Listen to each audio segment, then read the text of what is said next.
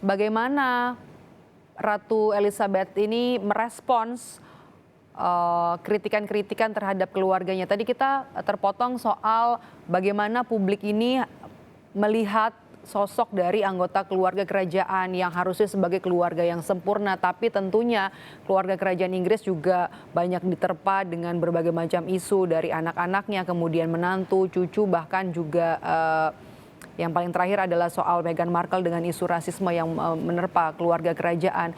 Anda melihat bagaimana Ratu merespons sorotan publik soal keluarganya? Ya, ini disinilah saya melihat bahwa Ratu Inggris itu sangat seorang wanita yang sangat kuat, seorang istri yang sangat tangguh, dan seorang ibu yang mencoba bisa memahami apa yang terjadi pada anak-anaknya, bahkan sebagai seorang nenek dari cucunya, yang mungkin publik rakyat di Inggris terutama ingin melihat keluarga ini sebagai keluarga yang sempurna, keluarga yang utuh. Namun kembali lagi, mereka ini kan tidak berada di pembuatan film atau televisi gitu ya, serial televisi di mana semua bisa diatur. Masing-masing mereka tentu punya keinginan, punya dinamika dan lain sebagainya. Nah, ini yang terus membuat saya bahwa Ratu mencoba untuk mempersatukan mereka, memberikan image yang baik kepada rakyatnya. Ya, kita bisa tahu bahwa kalau Ratu dengan Pangeran Philips itu bisa menjaga hal tersebut. Tetapi tentu akan sulit kalau misalnya hal yang sama diberlakukan juga kepada putra-putri beliau, bahkan cucu-cucu beliau. Nah, ini yang saya melihat meskipun memang sulit, tetapi beliau bisa dengan baik melakukan berbagai hal. Gosip-gosip tentu ada, dan gosip-gosip itu kemudian menjadi cerita dalam buku, lalu buku cerita-cerita itu kemudian diangkat dalam serial televisi ataupun dalam film gitu ya. Dan kita melihat bagaimana Ratu mencoba untuk tegar dan lagi-lagi berupaya sebisa mungkin bahwa keluarga yang sempurna itu terefleksi ya di depan rakyatnya. Ya, Nah, Prof, ini dia ya. adalah tetap seorang nenek ya untuk di dalam keluarganya, di dalam lingkungan keluarganya. Tapi tentunya bukan seorang nenek yang biasa, karena ia juga merupakan ratu yang memimpin kerajaan dan kemudian juga harus menjaga keharmonisan di mata publik. Jadi kalau selama ini kan yang membandingkan adalah yang di mata publik adalah seorang nenek yang tidak ingin anak-anak cucu-cucunya salah memilih. Kalau orang Jawa bilang bibit bebet bobot, nggak boleh salah untuk memilih Betul. pasangan hidup. Kemudian juga ini belajar dari apa yang sudah dilakukan oleh ayahnya Pangeran Harry, Pangeran Charles. Sepertinya dia tidak mau mengulang kesalahan untuk memilih pasangan untuk yang masuk keluarganya atau orang baru yang masuk ke dalam keluarga kerajaan. Begitukah, Prof? Ya, betul sekali. Itu, dan satu lagi adalah image bahwa kalau misalnya ratu ataupun raja, kita tahu dari buku-buku cerita, itu kan selalu ada kata-kata happily ever and after gitu ya. Ya, Mereka hidup dalam sepertinya semua bahagia ya kalau udah di keluarga bahagia dan lain kerajaan. sebagainya. Iya, tetapi kan kita tahu bahwa eh, apa yang manis katakanlah dalam cerita, dalam buku, ya dalam film-film itu ternyata tidak terjadi di dalam kenyataan. Dan ini Ratu mampu untuk membuat ya image itu tetap ada di dalam masyarakat. Saya bayangkan tentu ada stres yang sangat luar biasa pada beliau, tetapi beliau bisa berumur panjang sampai dengan usia sekarang 96 tahun, menunjukkan bahwa beliau mampu untuk mengendalikan stres beliau. Beliau mampu mengendalikan stres itu tidak berimbas pada kesehatan beliau. Dan ini sesuatu yang menurut saya sangat luar biasa sebagai seorang ibu ya, sebagai seorang nenek yang tidak hanya masalah keluarga yang harus di manage gitu ya, yang harus dikelola, tetapi juga bagaimana dia bisa mengelola pemerintahan di Inggris sehingga yang tadi saya katakan bisa merefleksikan bahwa seorang ratu atau raja itu memberikan kesejahteraan bagi rakyatnya. Karena sekali lagi, image yang muncul dari berbagai cerita gitu ya, berbagai film dan lain sebagainya. Kalau cerita atau film kan memang mudah sekali dikendalikan oleh penulis atau oleh sutradara, tetapi kalau dalam kehidupan nyata kan tidak mudah. Dan inilah Ratu Elizabeth berperan sebagai seorang penulis ataupun seorang sutradara bagi keluarga besarnya. Oke, termasuk juga soal kritikan terhadap keluarga kerajaan soal pajak, soal pengeluaran keluarga kerajaan yang dinilai cukup boros, respons dari Ratu Elizabeth II kala Iya, itu. betul sekali.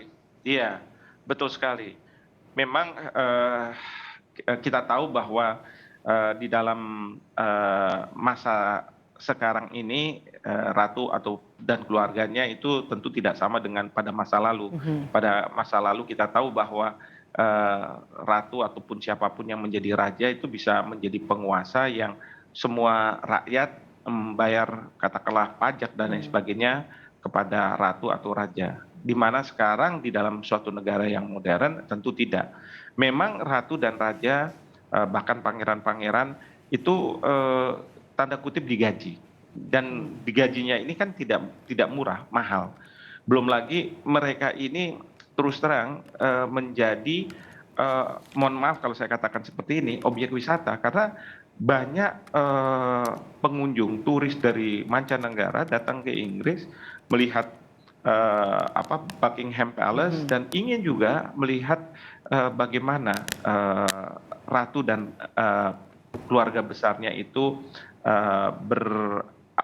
bersosialisasi dan berinteraksi dan lain sebagainya. Jadi kalau menurut saya memang ya wajar ketika mereka ini mendapat berbagai fasilitas dari negara. Namun demikian, memang di sana sini seperti saya katakan, namanya manusia, kita tidak bisa membuat menjadi satu, katakanlah ya, satu tindakan, satu keseragaman dan lain sebagainya, sehingga muncul permasalahan-permasalahan. Mungkin ada salah satu anggota keluarga yang terlalu berfoya-foya atau misalnya melakukan tindakan-tindakan yang menurut ukuran masyarakat itu tidak seharusnya. Nah, ini yang bagaimana Ratu Inggris, Ratu Elizabeth bisa menyelesaikan berbagai masalah ini. Nah, ya itu tantangan beliau lah, saya rasa. Oke, kalau untuk hubungan Indonesia dan juga Inggris, kita kalau melihat ke belakang ya, pada saat pemerintahan Presiden Soeharto pada tahun 1974, ada kunjungan yang dilakukan oleh keduanya, Ratu Elizabeth II dan juga Pangeran Philip kala itu, disambut meriah bahkan oleh Gubernur DKI Jakarta Ali Sadikin pada saat itu. Kalau melihat dari rentang waktu kunjungan itu sampai dengan sekarang, bagaimana hubungan antara Indonesia dan juga Inggris? Apa yang bisa Anda soroti soal ini, Prof. Hik? Yang pasti kita bukan negara yang pernah dijajah oleh Inggris. Dan yang kedua, kita tentu bukan anggota dari negara persemakmuran. Namun demikian, saya melihat bahwa Inggris punya perhatian secara khusus terhadap Indonesia. Hubungan Indonesia-Inggris sangat luar biasa. Bahkan Inggris tidak hanya melakukan hubungan antar negara, tetapi juga bagaimana hubungan antara negara dengan rakyat di Indonesia, bahkan rakyat Inggris dengan rakyat Indonesia.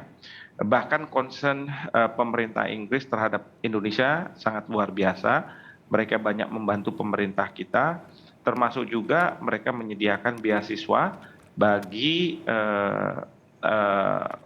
para scholar di Indonesia, termasuk saya ini menerima beasiswa dari pemerintah Inggris, Chevening Award gitu ya, untuk bisa bersekolah mendapatkan S3 saya di Inggris.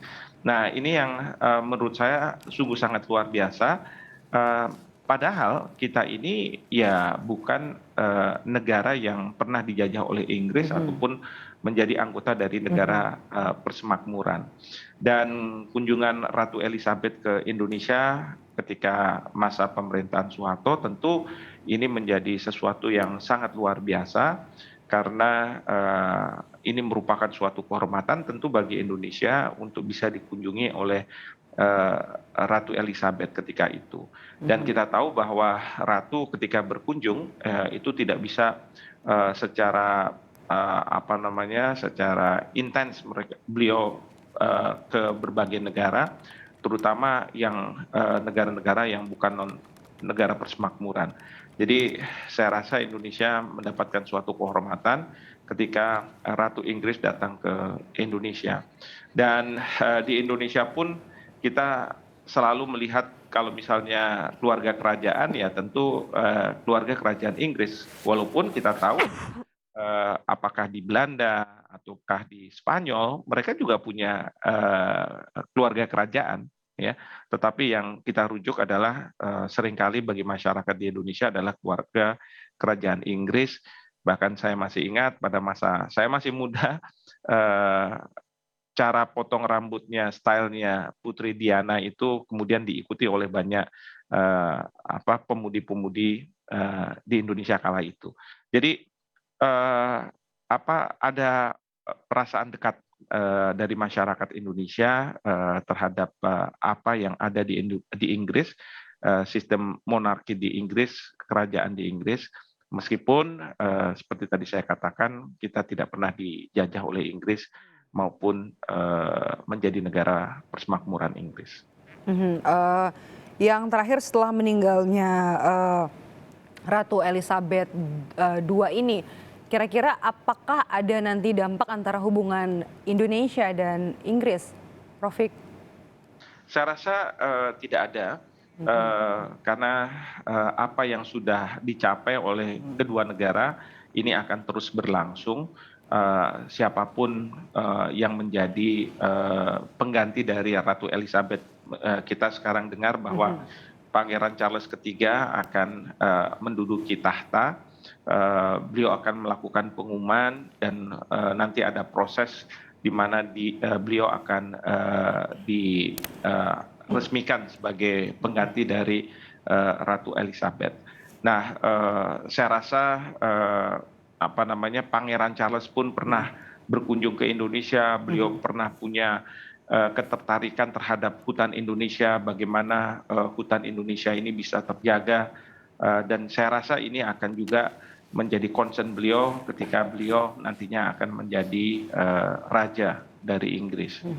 Satu hal yang juga disoroti terkait dengan pemerintahan Inggris sendiri adalah sebelum meninggalnya Ratu Elizabeth II, bagaimana cara mengatakannya? Untungnya, saya boleh pakai kata itu, sudah dipilih Perdana Menteri, jadi tidak ada kekosongan kepemimpinan untuk pemerintahan di Inggris sebelum Ratu tutup usia. Ya, memang ini sesuatu hal yang sangat luar biasa karena kita tahu ada dinamika terkait dengan perpolitikan di Inggris. Perdana Menteri sebelumnya Boris Johnson, beliau menyudahi kepemimpinannya dan pada saat itu dari partai yang berkuasa mereka memunculkan sebenarnya 2 orang kandidat dan kemudian akhirnya muncul Perdana Menteri yang sekarang yang sempat diinaugurasi oleh Ratu Inggris. Dan tentu ini tadi yang dikatakan ada blessing in disguise, ya.